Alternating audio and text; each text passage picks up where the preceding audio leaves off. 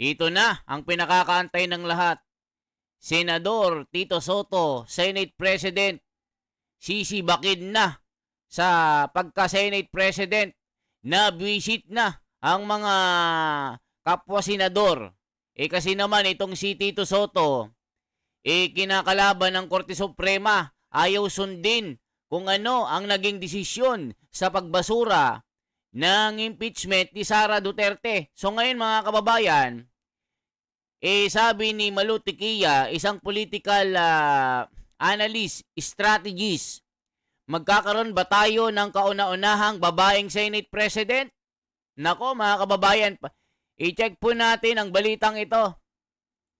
Magkakaroon na ba tayo ng kauna-unahang babaeng Senate President? Ayan po. Habang umiinit ang usap-usapan tungkol sa posibleng pagbubuo ng bagong majority block sa Senado, isang simple ngunit mabigat na tanong ang ibinato ng political analyst na si Professor Malu Tiquia. Will we have a first female Senate President soon? Ang tanong na ito ay dumating sa gitna ng mga speculation hinggil sa di umanong lumalalang pagkadismaya ng ilang senador sa kasalukuyang liderato at sa posibilidad na ma-realign ng pwersa sa mataas sa kapulungan.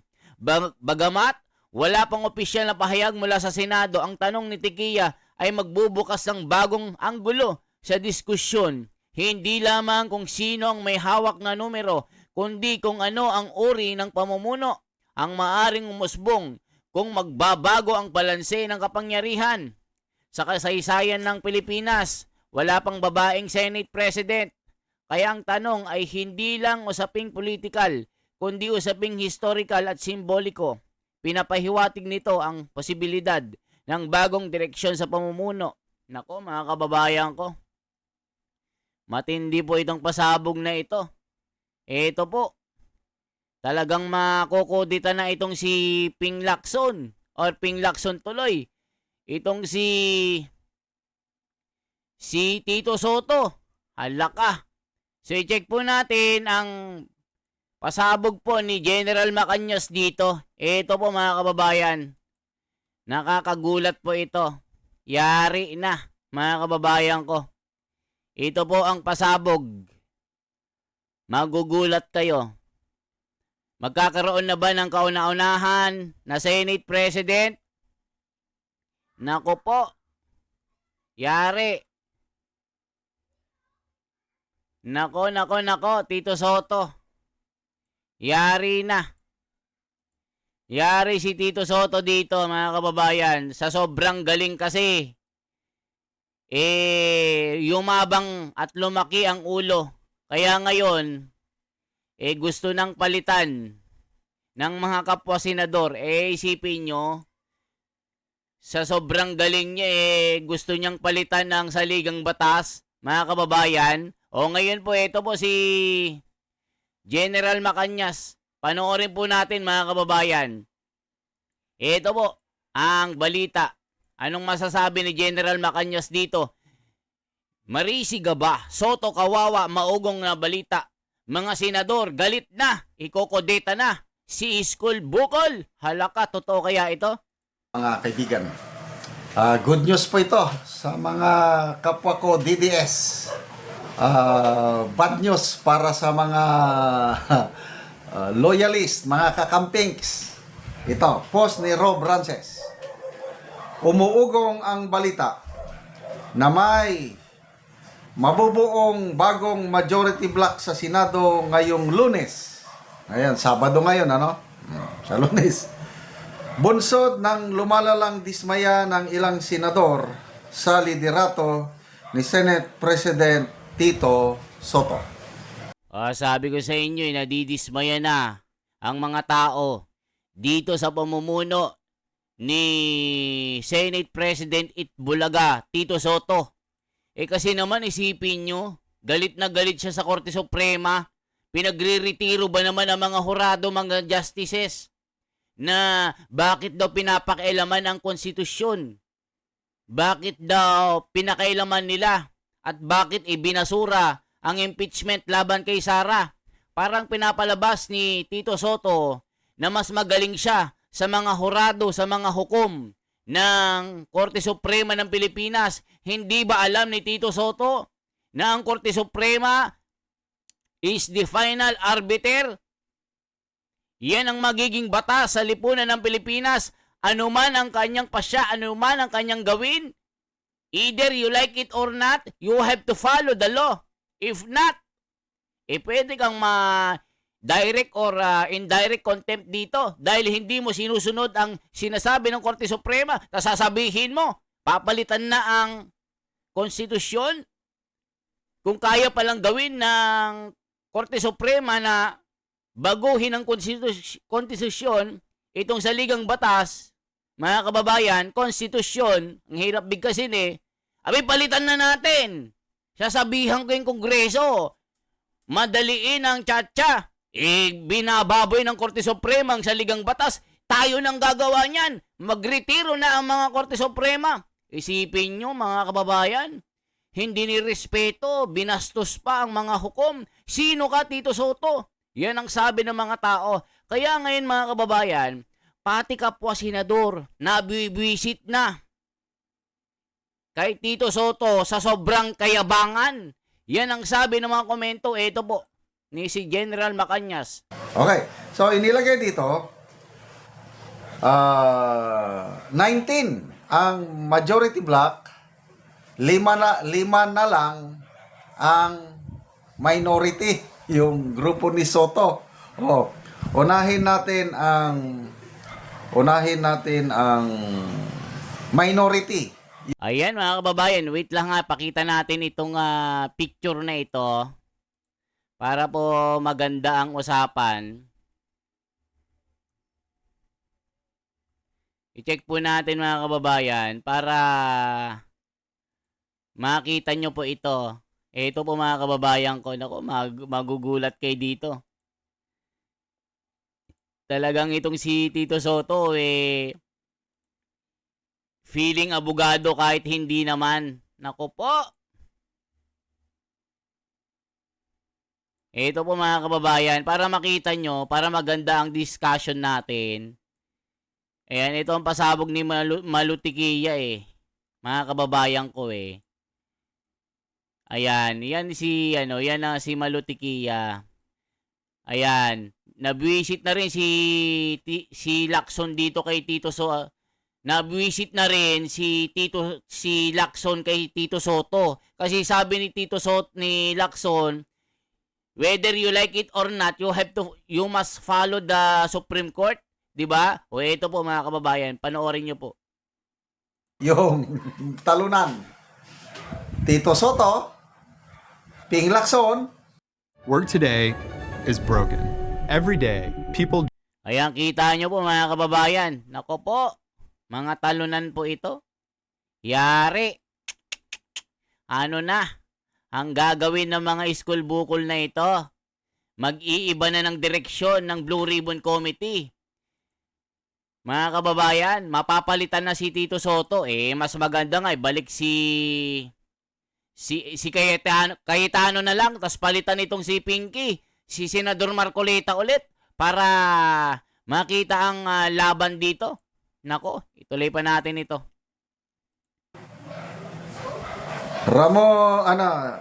Erwin Tulfo, Kiko Pangilinan, and Senator Hontiveros. Yan ang magiging bagong minority block kung sakali. Ito naman yung bagong majority.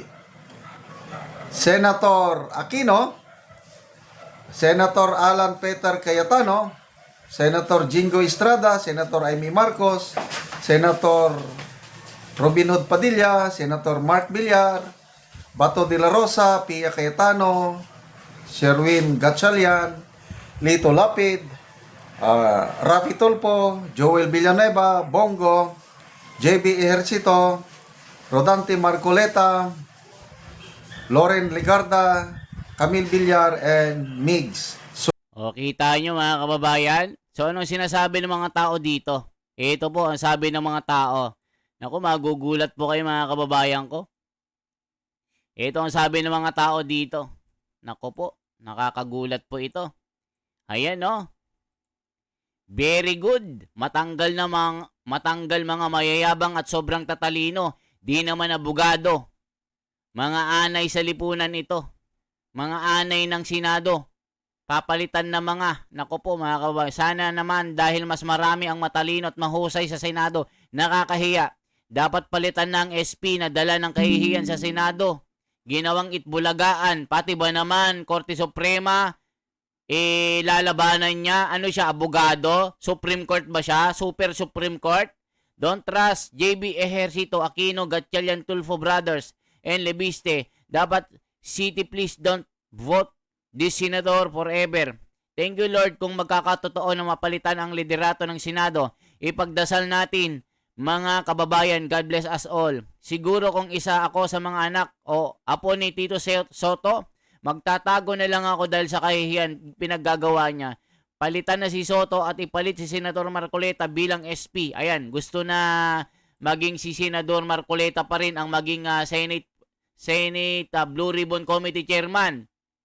So ngayon mga kababayan, ito kasing si Soto napakayabang. Akalain nyo, pinagre-retiro ang mga Supreme Court, hindi daw alam ang ginagawa. Tapos isusulong daw niya ang tiyatya dahil hindi natupad ang kanyang kahilingan, hindi natupad ang kanyang kagustuhan dahil yung impeachment ni Sara Duterte ay binasura. Ba't ganun daw? Bakit binago daw ng Korte Suprema yung saligang batas? Isulong na daw ang pagbabago ng saligang batas. Hindi na daw kailangan itong lumang saligang batas kasi binababoy daw ng Korte Suprema. Isipin nyo mga kababayan, may ganito bang senador? Saan ka kumukuha ng kayabangan mo? Ito ang sinasabi ng mga tao. Sobrang yabang mo, Tito Soto. Umalis ka na dyan sa Senado. Magretiro ka na, sabi ng mga tao. Dapat talaga palitan na ang graduate ng One Bull University. Nagiging comedy bar na ang Senado. Dapat lang maalis na yan. Sobrang yabang, wala namang alam sa batas. Sabi ni Ricky Escalano. Beverly Ong, dapat palitan na, walang nakukuhang kabutihan lalo na sa usaping flood control. Iba pa, galit kami sa 15 senador. Akala nyo pag pumirma kayo sa persona non grata pero hindi nyo tototohanin ni budol nyo kami. Tignan nyo mga kababayan, binubudol lang ang mga Pilipino. O, i-check pa natin dito. Grabe talaga mga kababayan. Dapat mawala na ito sa Senado sa pagka-Senate President. Palitan na rin si Pinky Lacson. Lakas, grabe mga komento. Subiri. Yan. Ano ba yung rason na nadidismaya itong mga ilang senador? Bakit sila bumaliktad? Sa nakikita ko lang ha, una, itong issue ng bangayan ng mga senador at Chinese embassy officials. Itong si Erwin Tulfo na tatlong senador ang nauna eh. Nauna si Senator Risa, Kiko Pangilinan, then grabing pasabog si Erwin Tulfo. Layas! Nako, isa ring mayabang itong si Tulfo na bending dalo.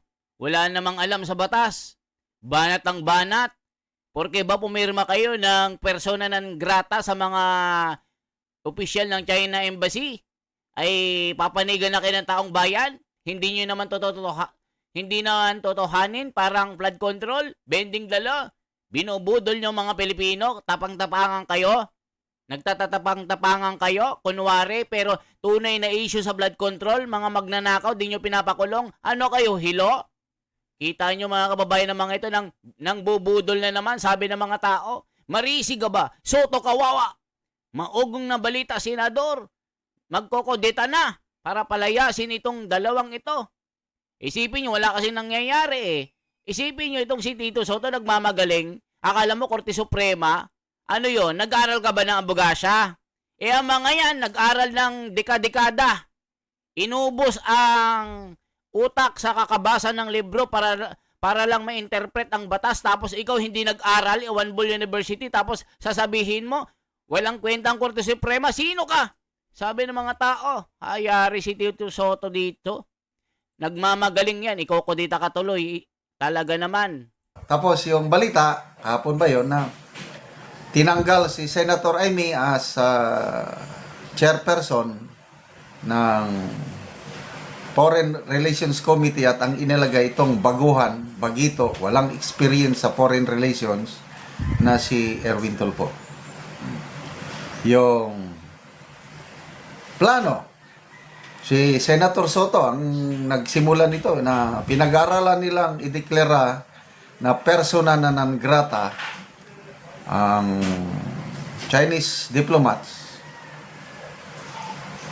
And then, i-recommend kay Pangulong Marcos Jr. na para aprubahan kasi ang Pangulo lang ang may authority na magdeklara persona non grata. So, resolution lang ang gagawin ng Senado. Okay? Nagsalita si Auntie Claire. I hope it's true, na sabi daw ng Pangulo, no! Wow! Ganon ba dapat palagi ang Pangulo? Yung strong political will. How I wish na ganon. Yun ang balita mga kababayan, hindi pinayagan ni Bongbong Marcos itong pagpasa ng isang resolution na sa persona non grata ang mga opisyal ng China Embassy. Isipin nyo mga kababayan, foreign relation, itatalagan nyo si Rafi, si Erwin Tulfo na wala namang alam, wala namang experience. Anong alam nito sa foreign relationship? Isipin mo, pag senador ka, nandun pa rin yung magandang pananalita, magandang way of speaking. Magiging statesman ka pa din. Sasabihin niya, if you're not liking the running democratic country in the Philippines, you have to shut the fuck out. Isipin nyo mga kababayan, itong si Erwin Tulfo na walang alam na bending the law. Am I right? Mr. Bonjingen? Yes sir, yes sir. Ayan tuloy. Ngayon, si Manang Amy pinalitan dahil kay Tito Soto sa foreign relationship kasi sabi nila pro-China daw si Manang Amy. Saan kayo nakakita ng mga ganitong mga senador? Sabi ni Senador Marcoleta, hindi dapat ganyan. Pag-usapan ng mabuting usapan, hindi sa mouth war, mouth of war. Walang mga utak Tapos itong Korte Suprema, kinalaban ni One Bull University, akala mo sobrang galing. O ngayon, sama-sama ng kabobohan nito, sabi ng mga tao. Kaya dapat lang matanggal ito, sabi. Pagmana sa kanyang ama, walang nakakadikta kay President Marcos Sr. Hindi siya kayang hawakan ng mga Amerikano. Ay nako, mga kababayan, malayong-malayo naman itong si Bongbong Marcos sa kanyang tatay. O mga kababayan, tignan po natin na itong pasabog ng... Wait lang mga kababayan, na ito po. Tignan nyo po ha.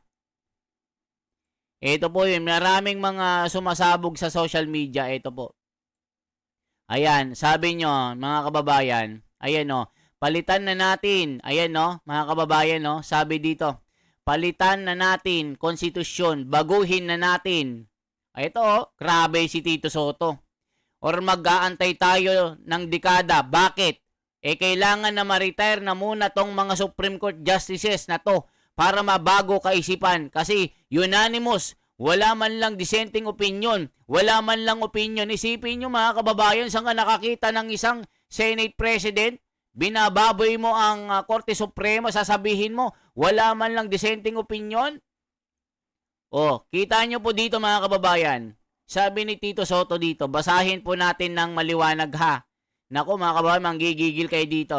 Palitan na natin ang konstitusyon dito sa ang balita ngayon. Baguhin na natin, Soto, matapos ang Supreme Court ruling sa impeachment ni BP Sara. ipinahayag ni Senate President Tito Soto ang kanyang mariing posisyong kasunod ng desisyon ng Supreme Court of the Philippines na magpapatibay sa ruling na labag sa konstitusyon ang articles of impeachment laban kay Sara Duterte. Sa panayam na ipinalabas ng Newswatch Plus Philippines, diretsahang sinabi ni Soto na kung ganito na ang magiging interpretasyon ng Korte Suprema sa impeachment, mas makabubuting baguhin na mismo ang saligang batas. Isipin nyo, Tito Soto, babaguhin mo ang saligang batas. Sino ka? Pipitsuging na senador, walang alam, hindi ka naman abogado, One Bull University ka. Sabi ng mga tao, palitan na natin konstitusyon, baguhin na natin yan. Ayon kay Tito Soto. Ipinaliwanag ni Soto na ang alternatibo umano ay maghintay ng napakatagal bago mabago ang pananaw ng Korte Suprema or maghihintay tayo ng dekada. Bakit? Kailangan na ma-retire muna tong mga Supreme Court justices na to para mabago ang kaisipan kasi unanimous. Wala man lang disenteng opinion. Wala man lang opinion. Isipin nyo mga kababayan ko. Korte Suprema ito. Korte Suprema. One Bull University, mag-isip-isip ka. Di mo nga alam. Hindi ka nga nag-aral ng political science. Nagbabayad ka lang ng legal luminary. Tapos ngayon, aalimurain mo ang Korte Suprema, binababoy mo, binabastos mo, sasabihin mo, mag-retire mo na ang mga Korte Suprema. Wala man lang disenteng opinion. Wala man lang disenteng desisyon. Binababoy ang saligang batas. Palitan na natin ito. Abay, binaboy mo nga ito. Grabe itong si Tito Soto kasi kaya ang daming galit dito. Ayan o. Ayon kay Soto, ang naging desisyon ng Korte Suprema ay direktang epekto sa konstitusyonal na kapangyarihan ng Kongreso pagdating sa impeachment. Bagamat kinikilala niyang may probisyon sa konstitusyon na nagbibigay ng kapangyarihan sa Korte Suprema na mag-review, giit niya na lumalalim ang usapin kapag nagtatakda ito ng direksyon sa proseso ng impeachment. Meron isang provision sa konstitusyon na nagbibigay ng power sa Supreme Court na i-review lahat. Dahil dito, binigyan din niya ang kanyang punto. Kung ang Supreme Court pwedeng galawin ang konstitusyon, dapat galawin na namin. Kami ang empowered to do so. Isipin niyo mga kababayan, sila daw ang may kapangyarihan na bumago dito. Hindi daw dapat ang Korte Suprema. Debobo! O kita niyo mga kababayan, yan ang sabi ng tao. Debobo ka, Tito Soto. Sino ka? Pipitsuging senador. Hindi ka man lang graduate ng law school or law student or naging tinapos kung walang alam ito mga kababayan. Nakakabwisit sabi ng mga tao. Ito po ang sabi ng mga tao. Kung ang Supreme Court pwedeng, dahil dito binigyan din niya ang kanyang punto. Kung ang Supreme Court pwedeng galawin ang konstitusyon, dapat galawin na namin. Kami ang empowered to do so. Nilinaw rin ng Senate President na hindi siya ang nangunguna sa pagsusulong ng charter change, ngunit handa niya itong suportahan.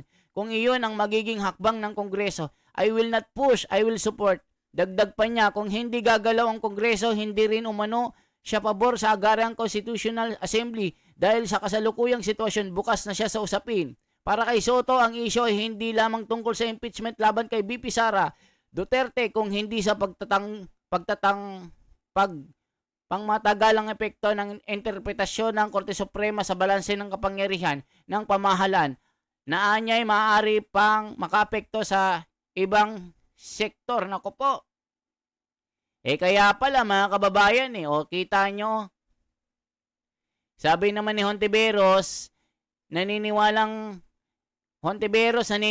kayang matalo ni BP Sara sa 2028. Wow! Kayang talunin daw. Tignan nyo mga kababayan. Laila de Lima hindi sang-ayon sa desisyon ng Korte Suprema. Nako, nag-iiyakan na mga kababayan. Nako po. Diyos ko Lord. Ito na ang sinasabi natin. Sabi naman ni Llamas, mga kababayan. Ito ang sabi ni Llamas. Kung manalo si Sara, i-wipe out ang mga Pinklawan, i-wipe out ang mga Marcos, i-wipe out ang mga Tulfo. Kaya lahat yan, nag-iisip, dapat magtulong-tulong tayo. Isa lang dapat, pag more than one, panalo si Sara. Nako, yan ang sinasabi ko. Yan ang yan ang plano nila. Pag panalo daw si Sara, ma-wipe out lahat. Talagang ma-wipe out kayo kasi hindi kayo, wala kayong kapanalo. Mga kababayan ko, anong masasabi nyo dito sa mga pasabog na ito? Kailangan na ba talagang palitan si Tito Soto para mabago ang imahe ng Senado? Kasi si Tito Soto, binababoy ang Korte Suprema, nilalabanan, binabastos. Feeling niya mas magaling siya. Kayo ang tatanungin ko, agree ba kayo sa sinasabi ni Tito Soto na palitan ang saligang batas dahil ang Korte Suprema ay gumagawa daw ng sariling batas? Mga kababayan, ewan ko ba kay Tito Soto, sabi ng mga komento. Sobrang yabang mo na. Ano bang pinag-aralan mo? One Ball University, Bulagaan. Mula Pari hanggang Hulo. Hanggang Kabagan. Ano na, kinakabagan na kami. Sawang-sawa na kami sa'yo, sabi ng mga tao. Kailangan ka ng palitan. Hindi ka na nakakatawa, nakakabwisit ka na. Ganun po mga kababayan. Kung umabot ka sa bidyong ito, magkomento kung taga saan ka. At sabihin mo, ano masasabi mo kay Tito Soto. Palitan na ba ito? Okay. Mga kababayan, nakakabwisit na, sabi ng mga komento. Sabi ni Sabas Galotera. Ayoko na yung kay Tito Soto, nakakabuwang. Mga kababayan, okay po, this is the Wonders Philippines for transparency, for a better democracy. Salamat po.